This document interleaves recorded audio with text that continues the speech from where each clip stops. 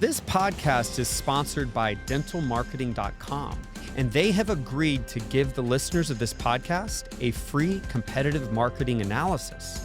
This analysis is going to show you very clearly how your practice is doing compared to your competitors. It's going to give you the health of your SEO. It's going to give you a website grade, and you'll also see what your competitors are up to. This helps you know what ad strategy you should have today. How clean and effective is your marketing right now? Find out by getting this free and detailed analysis. Text the word marketing to 48659 and you will receive this competitive analysis from our sponsor, dentalmarketing.com. So how stressed are you? How stressed are you as a dentist when you've got hygiene waiting on you, you're running behind, your patient can't get numb, you're unhappy with the practice you're working in, you're struggling with money, and you got to go home, take care of the kids. How stressed are you? What do you do in stress? Do you feel like the business side is causing you to crumble under pressure? How can we instead thrive in those really stressful moments of dealing with a patient we don't want to talk to or dealing with a schedule that is stretching us too thin?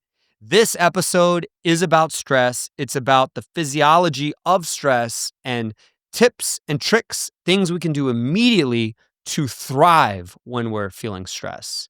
I cannot wait for you to hear this. I think it's way overdue for us to talk about this. I'm so happy that this is our next episode, Stress, on the Dental CEO Podcast.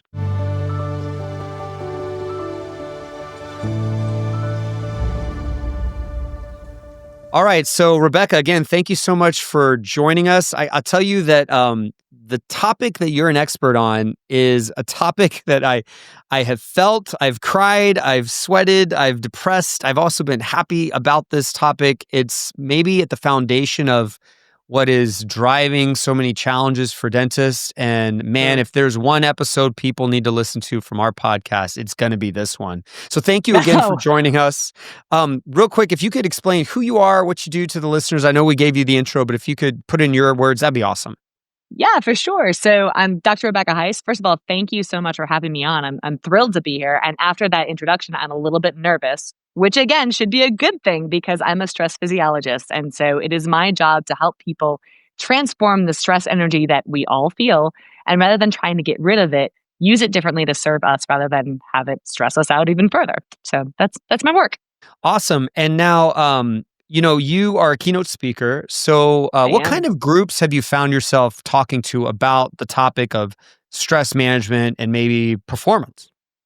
Yeah, I mean, honestly, I don't think there's an industry that stress doesn't touch. So I have talked with dentists, I've talked with veterinarians, I've talked to practice owners, I've talked to manufacturing, I've talked to stress is ubiquitous. And so I think no matter who you are or what position you're in, stress is going to find you. And I think rather than trying to get rid of it, we can do something a lot better, which is use it to perform. My research is based around this idea that Olympic athletes aren't breaking world records at practice. They're breaking them when the stress and the pressure is at its very height. And so my hope is that we can all use that same stress mindset to increase performance in our own work. So when stress is at a peak, it's almost like someone, a dentist or anyone, can kind of lean on one side and fall down the slope of depression and slowing down and inefficiencies and poor performance and victimization. Sure. Or we can kind of go down this other kind of slope that you talk about where, well, what is that? What is that other slope? If I'm not going to be a victim of this situation and be like hurt by it or slowed down by it, what's the alternative? What does that look like? Yeah, it's recognizing that stress is enhancing. So it's really easy to fall into this trap. And look, we all do because we've been told for so long stress is bad. We have to get rid of it. And so many people will end up stressing out even more trying to get rid of their stress, which is not serving anyone. So when we can lean into that stress and recognize that it's kind of like a spring, right? It's compressing us and pushing us downward. And what that does is it gives us energy. So instead of stress happening to you, when you can recognize that stress is actually helping you, it's happening for you, it's preparing your body to perform at its peak. That simple story actually changes the way our stress actually responds in our body and allows us to function better, to perform better, to be more productive, and even to get out of some of that funk. So the hormones themselves change. Okay, so if we could go into the biology, that'd be awesome. For So sure, yeah. I'm feeling stress, and what is happening in my body? Well, the initial response is going to be that adrenaline, that cortisol, that rush that you feel where your heart is pounding, your mouth dries up.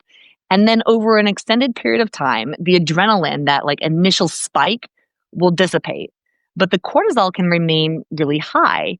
And what we have to recognize is not only is cortisol remaining high, but so are this flood of other hormones like oxytocin. Oxytocin is the cuddle hormone, the love hormone, the togetherness hormone. And one of my favorite things to tell people is recognizing that when you're in stress, your body is seeking ways to help you delegate, to lean on your team, to lean on your family, to lean into people that can help you in this moment. And that's a really powerful thing. So it sounds to me like the physiological response to stress is almost your body loading up and ready for action and change. But the Bingo. what I see emotionally is kind of this crumbling and like Yeah. not moving and changing, right? And now Yeah. we've got the conflict. Yeah, because it's because we've learned that like stress is bad. And so when we feel that heightened state, which we don't get to control, y'all, this is one of the things that I cannot get into people's heads fast enough. You don't get to just stay calm. I don't know about you, but the last time I told my adrenal glands not to release adrenaline, it didn't help, right? So this idea of trying to stay calm under stress is worthless, and it causes us to stress out even more. But what we do get to control, not that heightened state, but is the emotional valence. So we get to decide what that means. What does it mean that my heart is pumping faster? Well, it could mean I'm stressed out and this is bad, or it could mean my body is pumping nutrients to my brain so I can think faster, to my muscles so I can work faster. And it sounds so ridiculous as a hard-nosed scientist to say, but that story that you tell changes everything.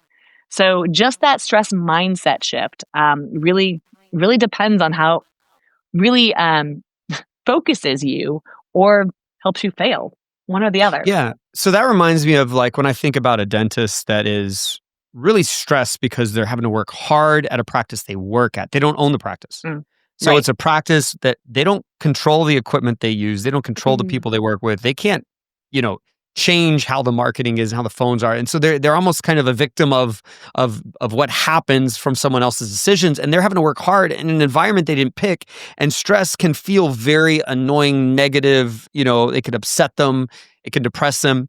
That same dentist, when they build their own practice and they have the facility they like and the people they chose and the marketing they want and the phones answered the way they like it, that same amount of level of stress though means something else to them, right? It's That's it. living their vision, what they're aligned for. So is that what you mean by what we say to ourselves? Yeah, in part. And I think you actually touched on something really important there. There's no reason that you have to own the practice for that to be meaningful. And so, say you're a dentist and you're in that practice and it's not yours and you're feeling all the stress.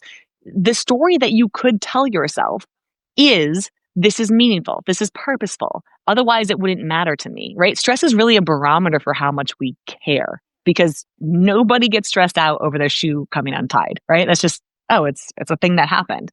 When we care, when something means something to us, that's when we begin to feel that stress and that pressure rise. So the alternative story could be, even though I don't control these factors, even though I don't have, there's something that pulls me toward this. There's something that has meaning and purpose in this. And in fact, a 2013 study, which is one of my favorite ones to cite, was looking specifically for, what leads us to live a purposeful and meaningful life. And the number one correlate was stress. So like past stressful events that happened, current state of stress, and even future worry and anxiety were all highly correlated to meaningful, purposeful lives. So I'll pause there because if you're like me, you're probably going, no, that doesn't seem right to me. And the follow-up question that I asked people to consider is this: if you think about a project or an accomplishment that you're most proud of, and then go back in time to when you were in the middle of that project, what was your stress level? And inevitably, people are like, oh, it was like off the charts. I'm going, well, yeah. So what we have to recognize is when you are in that heightened state, in that moment, rather than looking back on it retrospectively, in that moment, go, yes, this is meaningful to me. So, okay, wow, this is great wisdom. I'm so happy you're saying this. Thanks. So I'm thinking now like to real examples in dentistry, and I'm thinking about like, okay, if something happens and I feel like it's bad in my Mm. business and it's stressing me, it could be that like it's a symptom that I need to change. And without that moment happening, I wouldn't know, or maybe I wouldn't have the drive to do it. Right. And so, so often though, at least for me, the times I've really changed for the best is when I broke. so, so the stress broke me and I was like forced to have this kind of moment of a reset.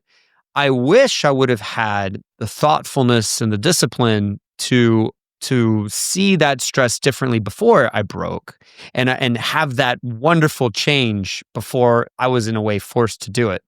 Could you talk a little bit about that? Yeah. Let's start with the fact that yes, Scott, you are human, and I fall into that same trap myself, and I think almost all of your listeners will fall into that trap as well. Like it sometimes takes something to break in us before we're willing to make that change, and that's because change is scary because we don't understand the outcome, right?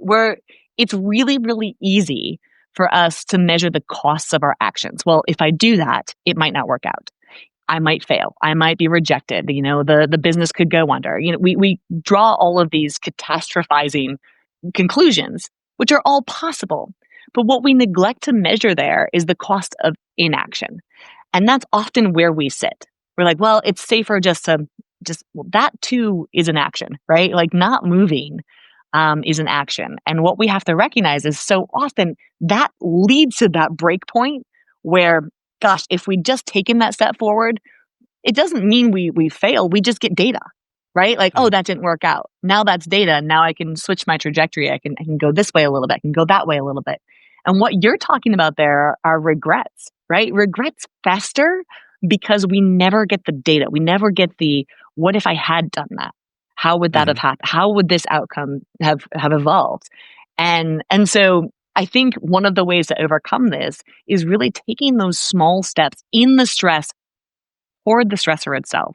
I call it running toward the roar, right? The roar of the tiger, that thing that is charging you, instead of trying to run away, because that's fear. Fear is going to say anything but, right? Anything but failure, anything but this. But when we move toward that stressor, it may not be the right answer, but we have data then and we can adjust and continue our journey. Okay, so I'm a dentist. I'm having to cover 2 columns of my schedule. I got 3 hygiene columns I'm covering, and they're running behind. I'm running behind. I've got a patient that's like taking too long, and my 3 hygienists are upset with me because they're waiting on me. And it's Yeah. like I'm stressed. Everyone wants a piece of me at the same time. Mhm. I feel Yeah. stressed. What do I do?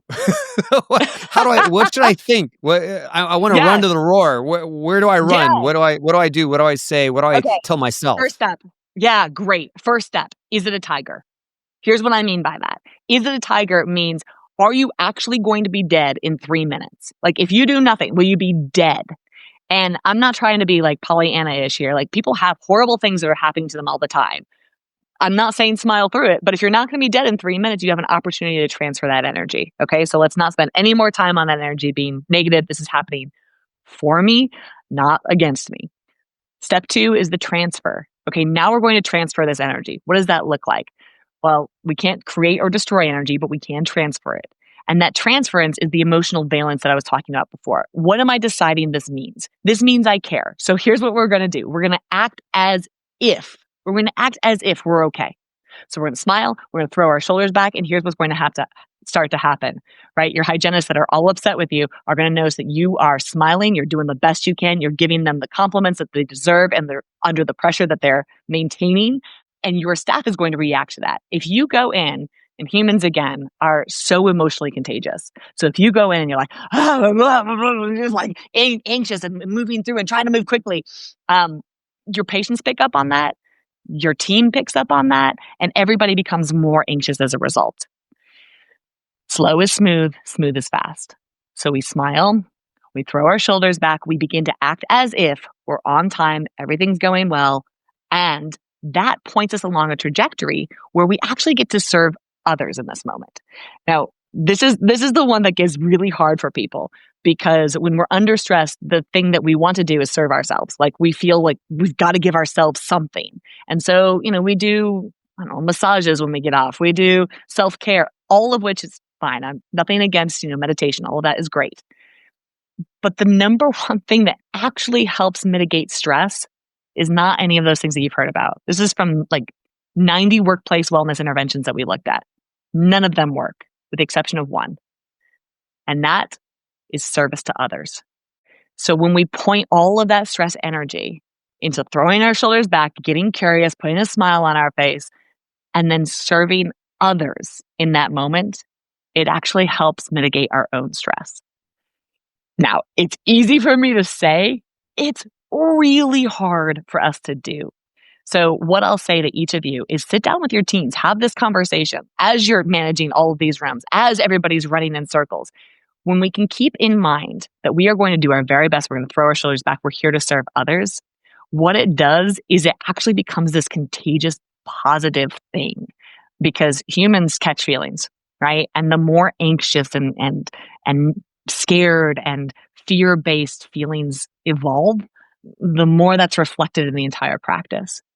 So that's my that's my take. Yeah, you're reminding me of something that happened in my life about a week ago. I had one of those days that so many people needed something from me. I was like up at 5 working. I didn't get done till like 10 at night. It was one of those like back-to-back meeting, podcasts. I was like all kinds. It was just constant. And I was really feeling it. And I'm not someone that in the last few years has really kind of felt super stressed at moments. I was really feeling it.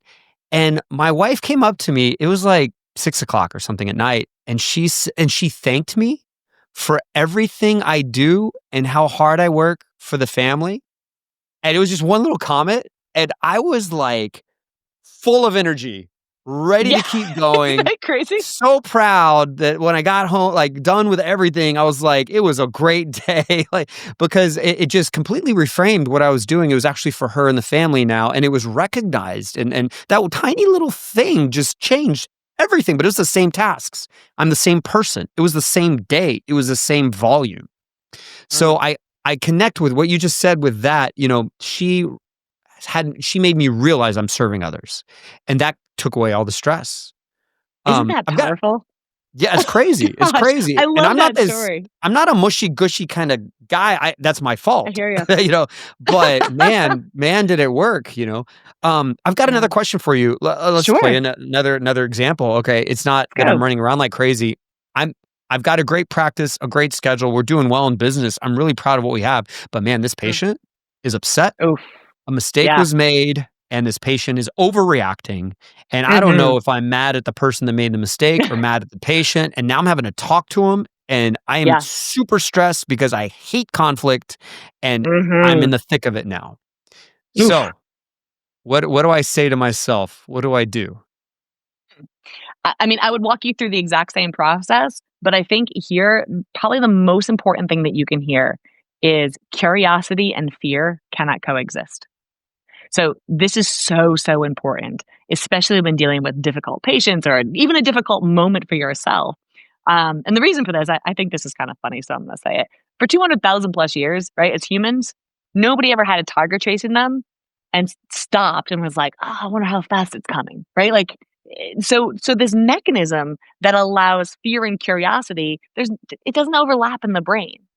So in that moment of high pressure, high stress moment, if we can get curious, if I come to you and I'm super upset and I'm just like, blah, blah, blah, blah, blah, blah, you can actually dissipate that for me just by saying, hey, what could I have done better? Well, you could have done this and you could have done blah, blah, blah. Okay, all right. Say more about that. Is there a specific way that I can move forward now that is going to serve you better? And so, like, slowly, not only are you regulating my emotions, but you're also doing that for yourself. And we begin to mirror one another. So curiosity and fear, it's a game changer. The more questions you can ask, even asking yourself as a postmortem, like, what went wrong there? How can I do it better next time? What have I learned from this? How will I grow from this? When we stay in that curious state, it helps regulate everyone around us. Yeah, man, that is another set of wisdom that I'm probably never going to forget, because Good. what I think of when you say this is, we kind of take away the purpose of this interaction from being hit with negativity to I'm investigating what caused it. Mhm, So mhm. now I'm not focused on how bad this is. I'm like, oh no, I'm really going to solve the riddle of what happened and what we could do. And in Yeah, addition to that, if I'm asking them questions because I'm curious, to them, I'm validating their fear. I'm not that's being it. defensive against it. I'm validating them. I'm listening. I'm reacting. I care.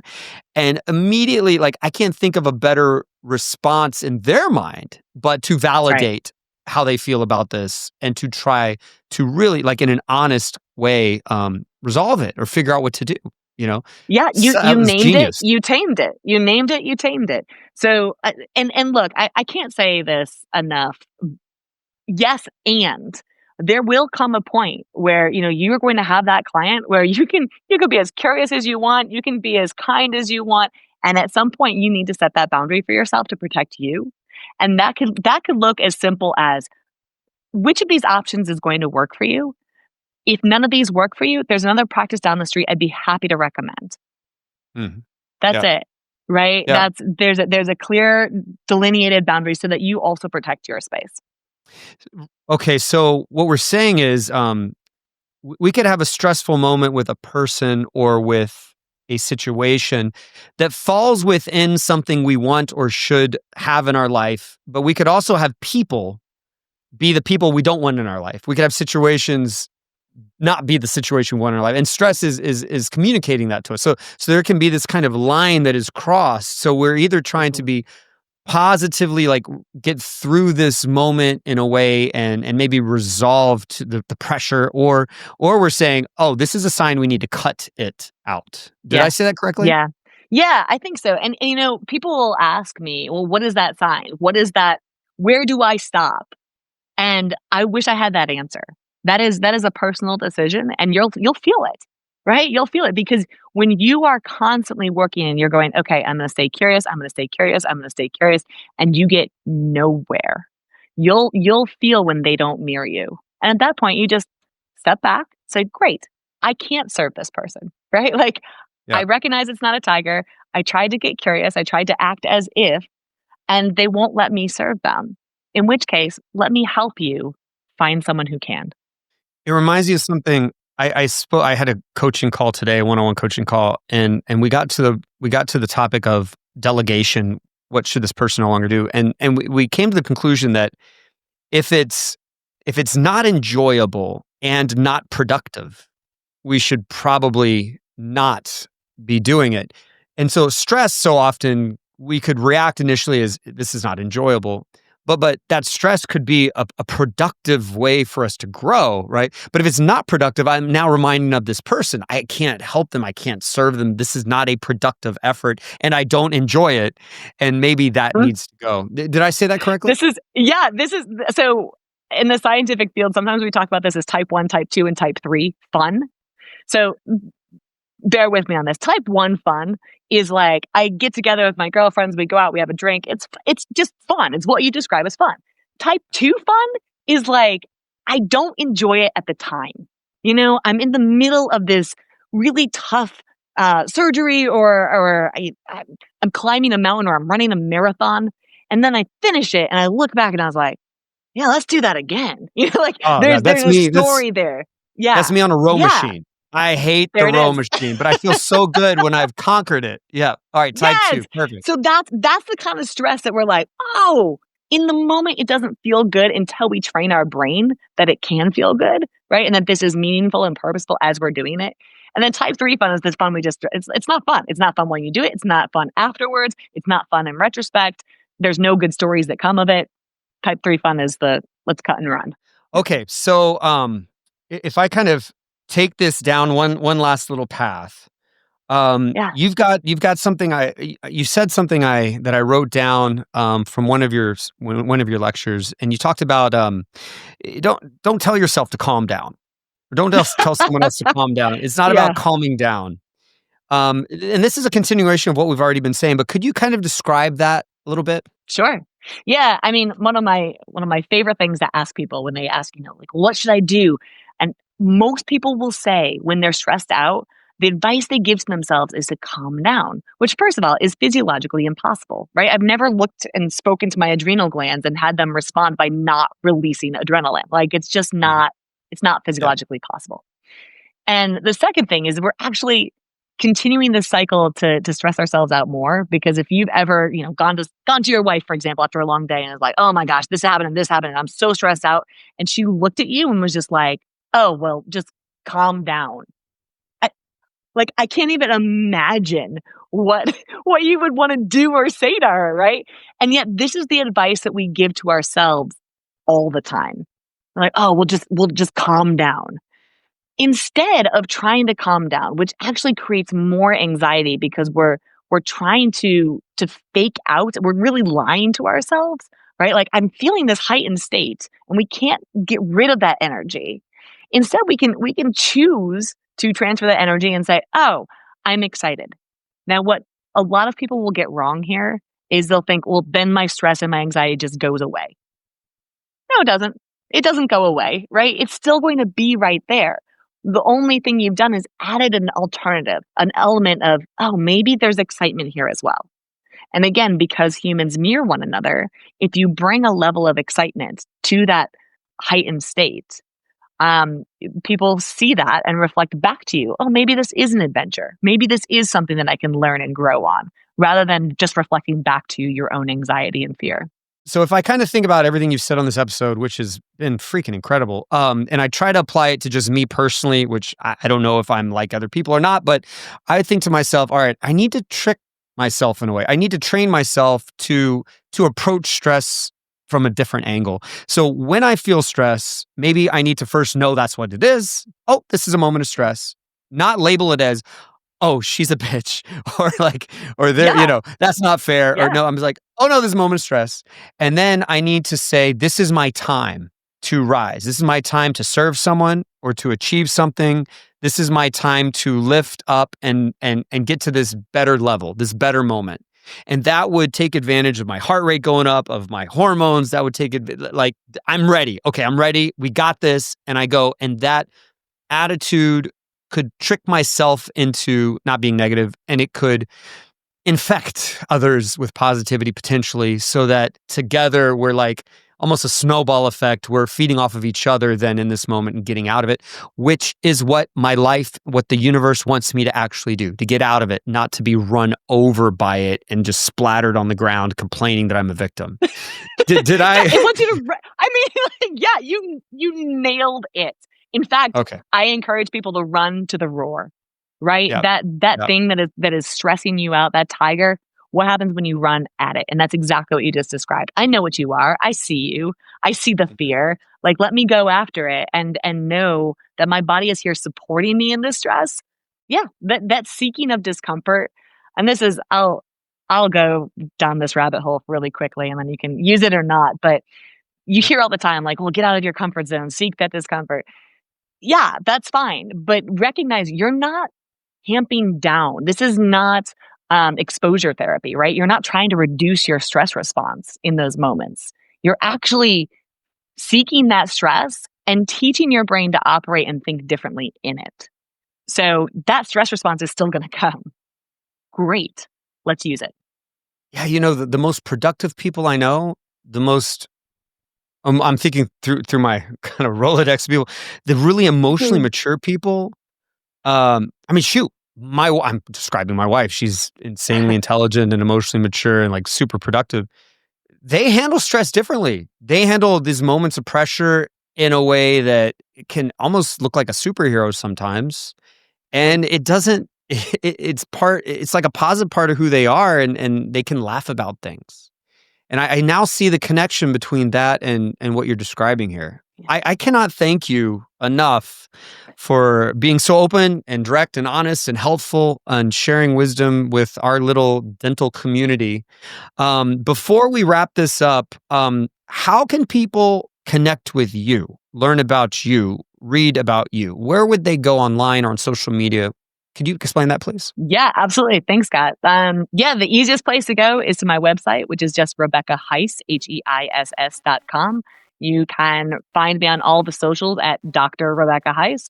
And you can read more in any of my books. I've got a forthcoming book coming out in September. So very excited about Wow. that. And that's not your Yeah, first book. that's my second book. Yeah, my first Yeah. book came out in 2021. What was the name of Yeah. the first book? The first book's called Instinct, and the second one is Springboard. Very excited about it. Awesome. Well, Yeah. before I give you one last chance to say kind of some final parting words here, again, dentists and the industry listening to this, I hope this was super helpful for you. I think it applies so well to the day-to-day things that we feel. Rebecca, again, I cannot thank you enough for doing this. Any last words you have for the audience? Yeah, thank you so much, Scott. And my wish for you and for your entire audience is simply that you live tremendously stressful lives, because I genuinely see that as a blessing, not as a curse. And that means you'll live audaciously purposeful lives as well. Wow, that is incredible. All right. Thank you so much for that. And to my audience, thank you so much for tuning in and subscribing and leaving reviews and commenting and supporting us so we can keep supporting our profession in this way. Thank you, Rebecca. My pleasure. Thank you so much, Scott.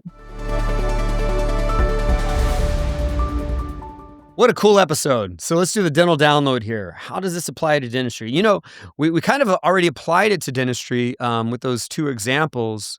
But, things that she said, she said, we got to lean into the stress.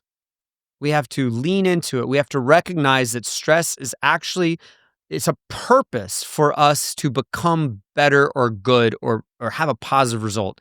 So when we feel stress in dentistry, we're feeling stress because of our posture. Hey, that's a positive thing. Let's change our posture.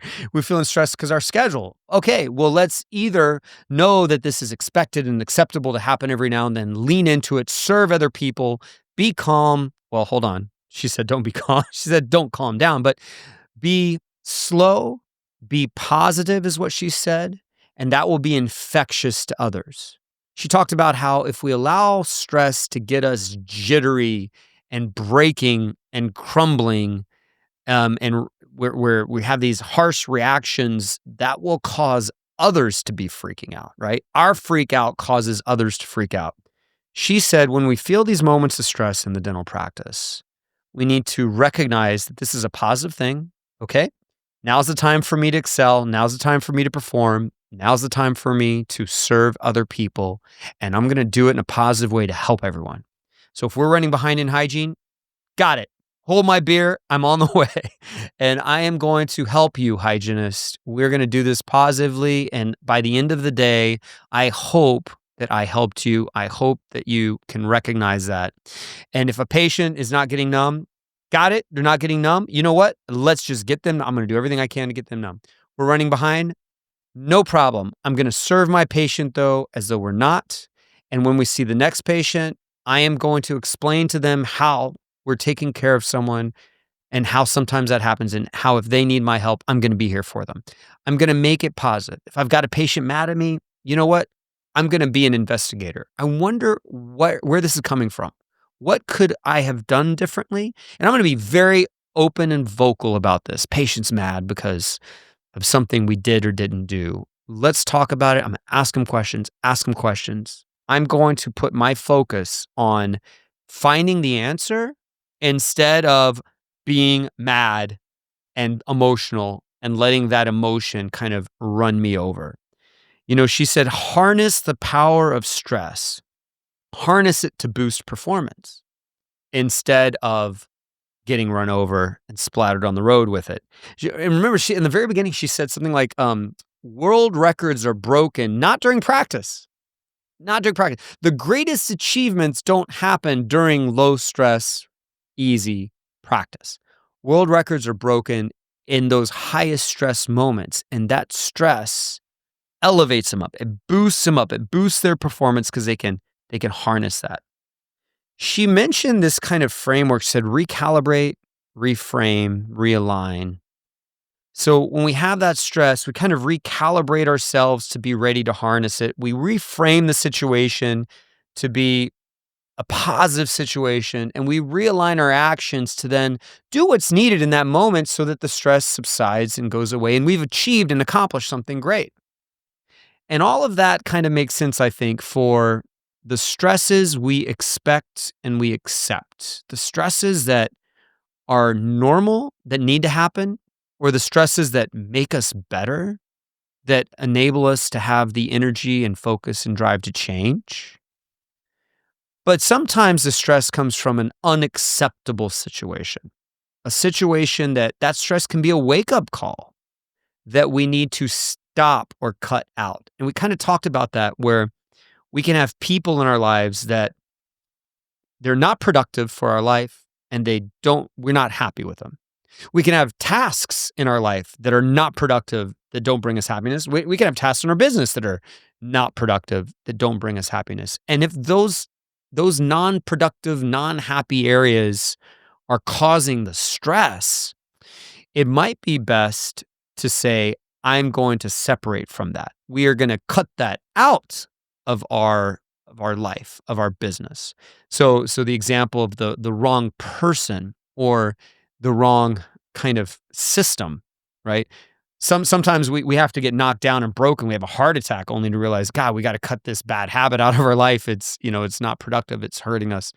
But so often, though, our stress isn't heart attacks. Our stress isn't the wrong person we need to cut out of our life and the wrong system we have in our business. So many times stress, and especially in dentistry, comes from the ebbs and flows of the day. It comes from the natural pressures that can happen because people impact our day, variables are there, things are out of our control.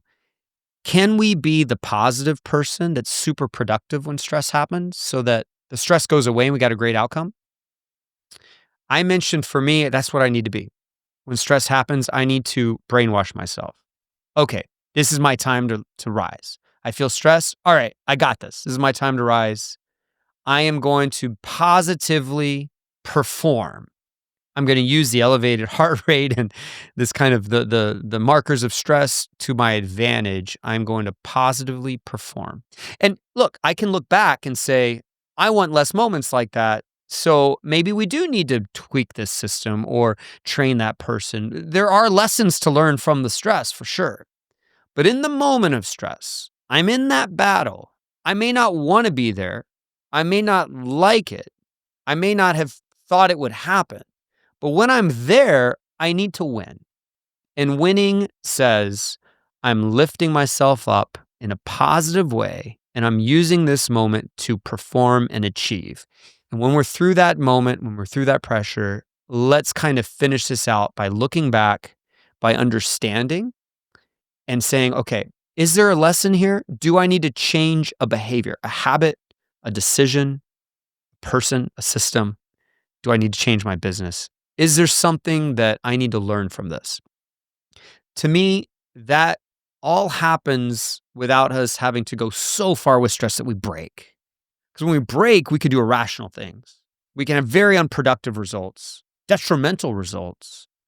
Or we just had so many years of unresolved and unproductive and negative stress that we finally broke. We could have had those years of positivity and growth and achievement and accomplishment and lessons. We got to be on top of this. So I think a lot of times in dentistry, when we think about stress, we think about, okay, how do we minimize stress? How do I de-stress? But I loved her philosophy. She said, it's not about de-stressing. It's about accomplishing through the stress, about being productive through it in a positive way. So let's maybe try both. When we get hit with stress, which we will, we always will have those moments. Can we become the next version of ourselves that achieves in that moment? That stress is the bell of the race of achievement. It says, go positively run through the stress. And then can we be intelligent and say, okay, can I reduce the number of times I feel this pressure, if that's what I need and want, can we be smart about it? Such an awesome episode, I think. I hope this is speaking to someone here. I hope that this helped you, whether it was a tip or a trick or a tool or a hack or a realization or a big change, a life change, or maybe an acceptance, a reframing of what you expect. All of those things might have been possible from this episode. I know that it's impacted me. I hope it's impacted you as well. I want to thank you guys for listening and for subscribing. And if this was something, if you like this particular episode, I'd love for you to post an online review or comment about it. We'll try to find more experts like this and talk about these types of topics more if that's what you respond with. So please do so. Thank you for supporting us so we can support dentistry in this way. And look for our episodes every week, at least once a week. So look for the next one. Subscribe if you haven't. And until next time, my name is Scott Leune, and this was the Dental CEO Podcast.